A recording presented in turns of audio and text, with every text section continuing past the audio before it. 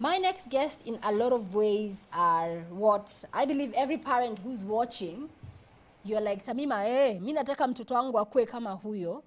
But we also have to get real. So I'll introduce Margaret. Margaret is 25 years old, and she's a virgin. So I want her to put into perspective for us, with all the different stories we've had, for her as a young woman in Kenya today, is it a struggle to maintain her virginity? Please help me welcome Margaret to the show.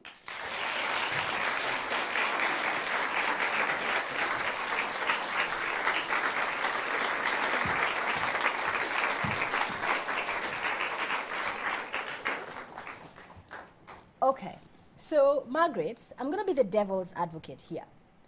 Walking in, and you can say I'm psychic. I could read some of your minds. Some of you are looking at her tattoo, looking at her choice of dress and saying, "Ay, hapana, huyu dema anatudanganya." Because they believe that virgins are, church girls. Umevaa nguo imefika hapa, simple, quiet. So probably just tell us, because you're a 25-year-old virgin in 2019 in Kenya. So is it a struggle? Yeah, it's been a struggle. What I say, life is a choice. But for me, I made a decision. And it has been a struggle because I've gotten a lot of teases from friends. I've lost some of the friends, some of the organization that I attend to. You find some people, they keep a distance from you. Yeah. Because they feel like you're not cool enough? Yeah, but for me, I think if you want something and do into it, you'll get it. And as long as you're focused, you'll always get there. So wewe umefunga duka? Kabisa. Ashaijai funguliwa? Okay, so do you date? No, the last time I dated only for, that guy stayed like for 3 days. Then I called it a quit. Why? Because for me, I don't compromise anything less. So if I don't like it, I don't like it. If I don't want it, I don't want it.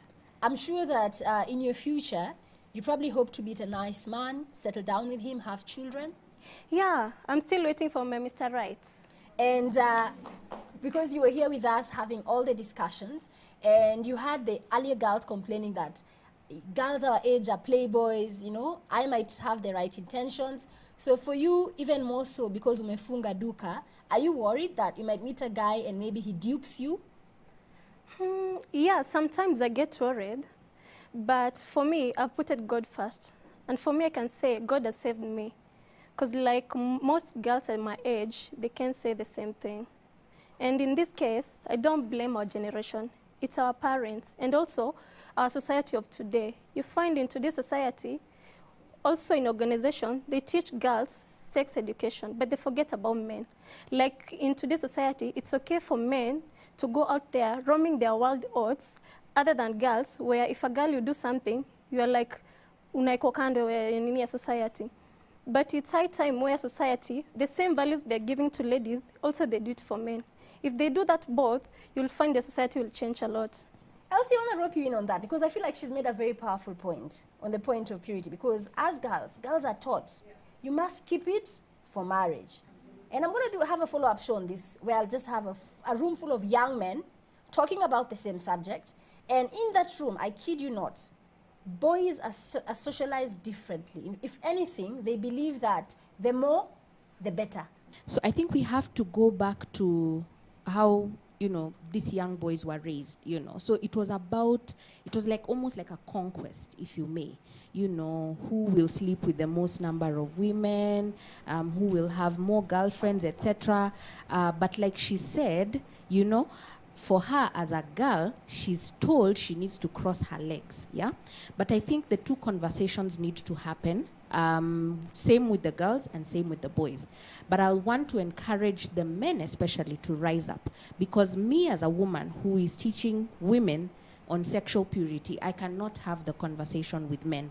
Right. There is something that only a man will be able to call out of another young man, and there's only so much I can also call out of Maggie, for example, because we are both women. And because it's a safe space, you don't want to mix those two genders, especially when you're having conversations about sex. But on society's role, yes, we have to call ourselves out and say, for example, the things that we're doing, the way society is going, the rate at which we're going right now, if you read the news, it is startling to know that at the age of 20, there are no more virgins. That should disturb us, and that should make us think, what are we doing to actually protect those younger people? There are stories we hear of young children being molested as young as even 6 years old. It's very disturbing. And then this is also happening between, their age group. So it's not even sometimes it's an older person. Sometimes it's still the younger person who is molesting that other person. I think it's to go back to telling these people and telling these young people what sex was created for. Absolutely. Human beings are relational. We were created for relationships between a man and a woman. And that is why when we desire to connect physically, that is part of our anatomy. That is part of what God has put within us. But the thing is, will we be taught? Can we be taught how to wait? Can we be taught how to say no, to value ourselves? Because we are a prized possession that God has created. We were not created to be taken advantage of or to be used and to be played with, to be objectified, for example, in pornography and in these other shows, for example. So I think for us, it's about creating that stand and telling our people, and not mixing, not being like in a gray area. We have to have the conversation directly. We have the conversation directly. And as real as possible. And no one is going to have the conversation with your children. So if you're expecting the church to have the conversation with your daughter, I'm sorry, it is not the church's responsibility. Or celebrities. Because that is where the sexualization starts. Yes, it is your responsibility as a parent to have that conversation with your child so that they're not introduced to anything else from anyone else. You are doing your role to protect them and to give them the information that they require to go out there. I want to ask the ladies in the audience a question. Do you believe that today, when you're in a relationship or dating, lazima ufungue duka? Is that the reality with the boys, that if you're in a relationship with a boy, it is expected, duka imefunguka? Who agrees with that? Maybe that's your personal experience. Who feels like that is the reality? Tamima.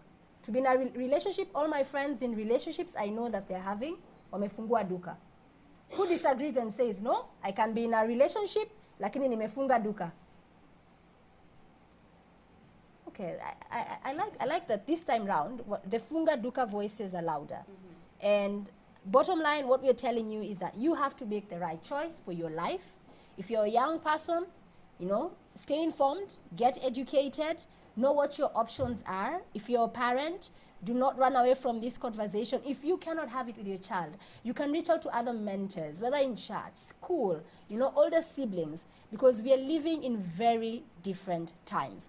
Well, on that note, I want to thank you so much for tuning in on tonight's topic. It's a huge one. We definitely cannot exhaust it in this one sitting, but I want to encourage you, in case you want to catch up more on the show, go check out the Switch TV YouTube page on this episode, and of course other Real Talk shows as well. But right now, that is it from me, Tamima, and I want to thank all my guests on this show for coming on this platform, sharing their stories, and you for watching, and my audience for participating.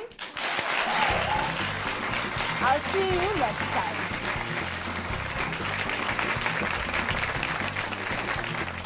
Special thanks to E+ for medic and ambulance services.